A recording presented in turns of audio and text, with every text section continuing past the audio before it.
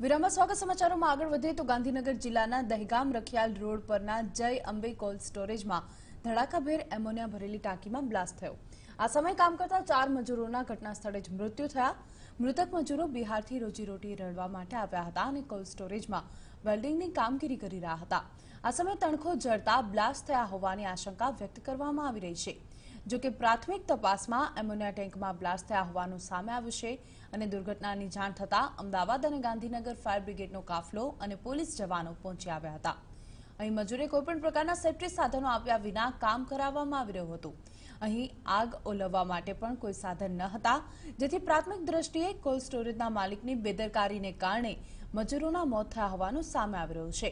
તો આ મામલે પોલીસે કંપનીના માલિક વિરુદ્ધ ગુનો નોંધ્યો છે અને સમગ્ર મામલે વધુ તપાસ હાથ ધરી છે।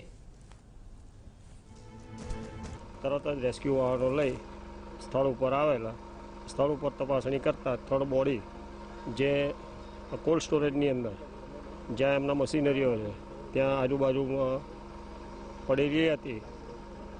ત્યારબાદ જે એક બોડી શોધખોળ કરતા મળી આવેલ નથી, પરંતુ તપાસ કરતાં એ ટેન્કની નીચે એમોનિયા ટેન્કની નીચેના ભાગમાં એ દબાયેલી હાલતમાં મળી આવેલ। જ્યારે ટેન્કને ઊંચી કરવાનું ઓપરેશન કરી ત્યારબાદ એની બોડી બહાર કાઢવામાં આવેલી।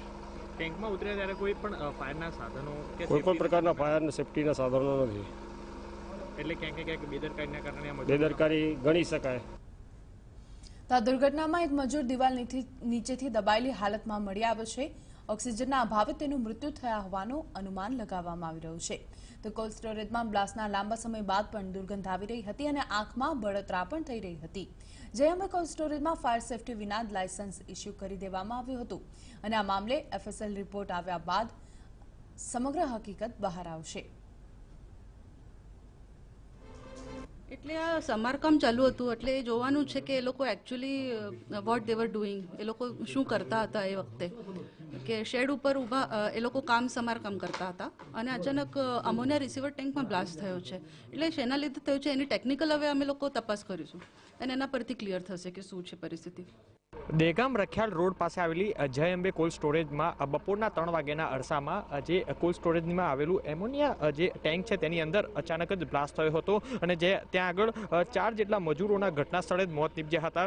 આ દ્રશ્યો છે કે હાલ ફાયર વિભાગ દ્વારા આ જે 4 મજૂરોને છે જે બહાર નીકાળી દેવામાં આવે છે અને પોલીસ દ્વારા તેમની કામગીરી કરવામાં આવી છે। પરંતુ અહીં જે આ બ્લાસ્ટ બપોરના સમયે થયો હતો, પરંતુ રાતના સમય સુધી પણ આ બ્લાસ્ટ થયાના કારણે લોકોને અહીં આંખમાં બળતરા થઈ રહી છે અને આ જે ગેસની જે દુર્ગંધ મારી રહી છે। હાલ ઘટનાને પગલે ફાયર વિભાગ દ્વારા તેમને આ જે 4 મજૂરોને બહાર તો કાઢી દીધા છે, પરંતુ ફાયર વિભાગ દ્વારાનું કહેવું છે કે અહીં ફેક્ટરીમાં કોઈ પણ જાતની ફાયરની સુવિધા ન હતી। સાથે જ જે આ 4 મજૂરો હતા જે ટેન્કની અંદરથી મળી આવ્યા છે તેમાં પણ કોઈ સેફટીના સાધનો વગર જ ઉતારવામાં આવ્યા હતા। એટલે આ જય અંબે કોલ્ડ સ્ટોરેજની જે ફેક્ટરી છે તેની બેદરકારીના કારણે આ 4 મજૂરોના જીવ ગુમાવ્યા છે। હાલ પોલીસે માલિક વિરુદ્ધ અત્યારે હાલ ફરિયાદ નોંધી અને વધુ તપાસ શરૂ કરી છે। ગ્રામીણ નિહલ ચૌહાણ સાથે મિહિર સોની, TV9।